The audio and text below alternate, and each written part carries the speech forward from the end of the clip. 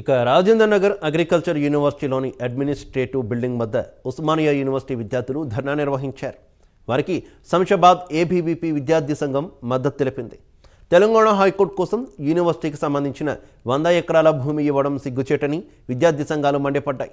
CM Revanth Reddy చొరవ తీసుకుని విద్యార్థులకు న్యాయం చేయాలని కోరారు. యూనివర్సిటీ భూములను ఎవరికి ఇవ్వకుండా వెంటనే జీవో నెంబర్ 55ను రద్దు చేయాలని కోరారు. దీంతో రంగంలోకి దిగిన పోలీసులు రాజేంద్ర నగర్ పోలీసులు సంఘటనా స్థలానికి చేరుకుని విద్యార్థులను అరెస్ట్ చేసి పోలీస్ స్టేషన్కు తరలించారు. యూనివర్సిటీకి సంబంధించిన 100 ఎకరాల ల్యాండ్ను హైకోర్టు యొక్క నూతన భవనానికి కేటాయించాలని 55 జీవోని పాస్ చేయడం జరిగింది. యూనివర్సిటీ యొక్క ల్యాండ్ను పరిశోధనలకు మరియు విద్యార్థుల యొక్క నైపుణ్యానికి అభివృద్ధికి ఉపయోగించాల్సిన ల్యాండ్ బయోడైవర్సిటీ యొక్క పార్కును ఈ విధంగా హైకోర్టు న్యాయస్థానానికి కేటాయించడం అనేది చాలా బాధాకరం.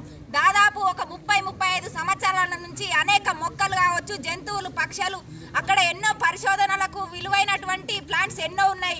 వీటన్నింటినీ ఎక్కడికక్కడ తొలగించేసి నూతన భవనాన్ని నిర్మించడానికి ఈ ప్రభుత్వానికి ఏ విధంగా సమంజసం అని చెప్పేసి అఖిల భారతీయ విద్యార్థి పరిషత్ ప్రశ్నిస్తూ ఉంది.